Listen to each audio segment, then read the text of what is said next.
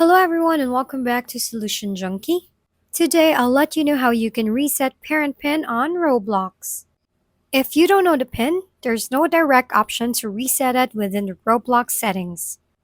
But don't worry, because instead, we'll need to submit a support ticket to Roblox for assistance.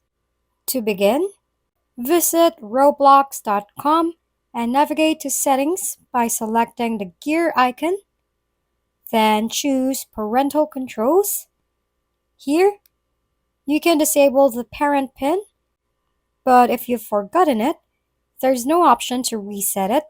To request a PIN reset, go to Help and Safety, then Help Center, select Forgot PIN.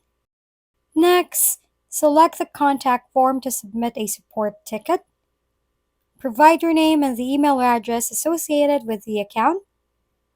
Specify the device you're using and select Account Hacked or Can't Login as the help category. In a drop-down, choose Account PIN and describe the issue, explaining that you forgot the PIN, and submit the form. And there you go. Problem solved. This has been Solution Junkie.